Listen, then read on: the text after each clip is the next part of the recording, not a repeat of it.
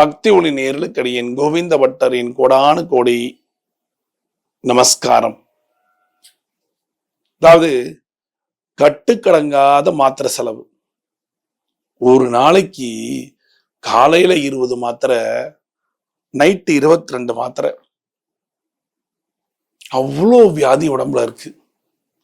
மாத்திரை சாப்பிட்டு சாப்பிட்டு அப்பா எனக்கு வாழ்க்கையே பிடிக்கலப்பா, வாழ்க்கையே பிடிக்கல. இவ்வளவு மாத்திரையா? சாப்பாடு கொஞ்சம், மாத்திரை நிறையா. எனக்கு என்ன பண்றதுன்னே தெரியல. எத்தனை பேருடைய புலம்பல். நல்லா தாங்க இருந்தேன், வயிறு வலிக்குது, பயங்கரமா வயிறு எரியுது. ஆஸ்பத்திரிக்கு போனா அது இது ஸ்கேன், இந்த ஸ்கேன், இந்த ஸ்கேன், எதோ சொல்லிட்டாங்க. அதுக்கு ஒரு மாத்திரை மாத்திரை மாத்திரை. மாசம் 8,000 இருந்து 10,000 ரூபாய் மாத்திரை செலவு. அதுக்காகவே தனியா ஸ்பெஷலா உழைக்கணும் போல இருக்கு. ஆனா உழைக்கிறதுக்கான தெம்பு இல்லையே. நான் என்ன பண்றது? வியாதி கஷ்டப்படுறேனே. அப்படியா? வியாதியோட அளவை குறைச்சிடலாமா? மாத்திரையோட அளவை குறைச்சிடலாமா? 10,000 ரூபாய்க்கு நீங்க மாத்திரை வாங்கினது அடுத்த மாசத்துல இருந்து 8,000 ரூபாய். 8,000 ரூபாய் குறைஞ்சிரும் 6,000 ரூபாய். 6,000 ரூபாய் குறைஞ்சு 4,000 ரூபாய், 2,000 ரூபாய், 1,000 ரூபாய். டாக்டர் சொல்ல என்னாச்சு, என்ன பண்ணீங்க? ஒண்ணுமே இல்லையே, எல்லாம் கியூர் ஆயிடுச்சு, உங்களுக்கு எல்லாமே கியூர் ஆயிடுச்சு. அது ஏன் அப்படின்னா, மாத்திரை சாப்பிடணும். அது எப்படி சாப்பிடணும் எல்லாருக்கும் தெரியுமா? தன்வந்திரி பகவான் ஒரு பகவான், பெருமாளுக்கே டாக்டர். கையில அட்டைப்பூச்சி வச்சுட்டு இருப்பார். அந்த அட்டைப்பூச்சி என்ன பண்ணும்? கெட்ட ரத்தங்கள் எல்லாம் உறிந்து நல்ல ரத்தங்களை கொடுக்கும். அப்பேற்பட்ட ஒரு தன்வந்திரிய நீங்க எப்ப சேவிச்சா உங்களுக்கு அந்த வியாதியிலிருந்து கொஞ்சம் கொஞ்சமாக குணம் அடையலான்னு சொல்றேன். தயவு செய்து செய்யுங்க. செலவெல்லாம் கிடையாது. ஆனா நேர செலவுன்னு ஒரு செலவு இருக்கு. தன்வந்திரி பகவானை ஒண்ணு தேடி போகணும், இல்லைன்னா உங்க வீட்டுல போட்டோவா வச்சுக்கணும். என்ன பண்ணலாம்? சரி, இப்போ உங்க வீட்டுல தன்வந்திரி பகவான் போட்டோ இருக்கு, அதுக்கு என்ன பண்ணலாம்? ஒவ்வொரு வாரமும் புதன்கிழமை கருப்பு கொண்டக்கல்ல சுண்டல் உங்க வீட்டுல முதல் நாள் அன்னைக்கு தண்ணியில ஊற போடுங்க. அடுத்த நாள் வியாழக்கிழமை அந்த சுண்டலை வடிகட்டிட்டு குக்கர்ல 3, 4, 5 விசில் விட்டுட்டு அப்படி எடுங்க. கடுகு, மிளகா, உளுத்தம் பருப்பு அது கூட வேண்டாம், லைட்டா உப்பு போடுங்க. லைட்டா உப்பு போட்டு நேர பெருமாள் கிட்ட கொண்டு போய் வைங்க.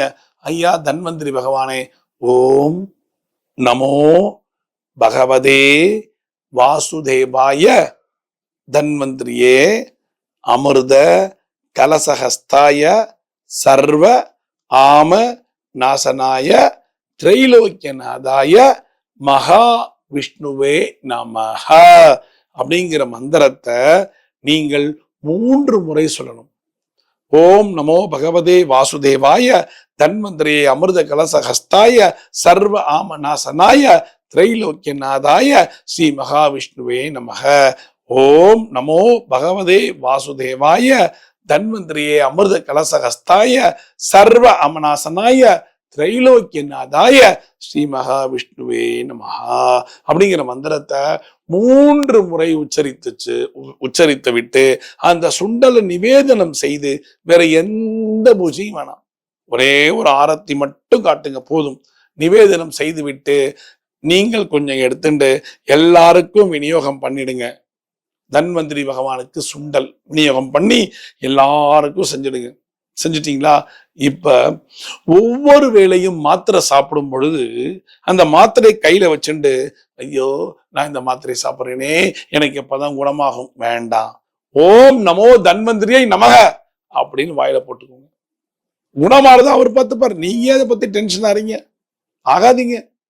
தன்வந்திரி பகவானை எவ்வளவுக்கு அவ்வளவு மனசார உருகி உருகி உருகி வேண்டிக்கிறீங்களோ அவ்வளவுக்கு அவ்வளவு உங்கள் வியாதியிலிருந்து உங்களை குணப்படுத்தி விடுவார். நிதர்சனமான உண்மை. சார் எங்க ஊர்ல தன்வந்திரி பகவானே கிடையாது சார், நான் என்ன பண்றது? உங்க வீட்டுல ஒரு போட்டோ வாங்கி வச்சுக்கோங்க.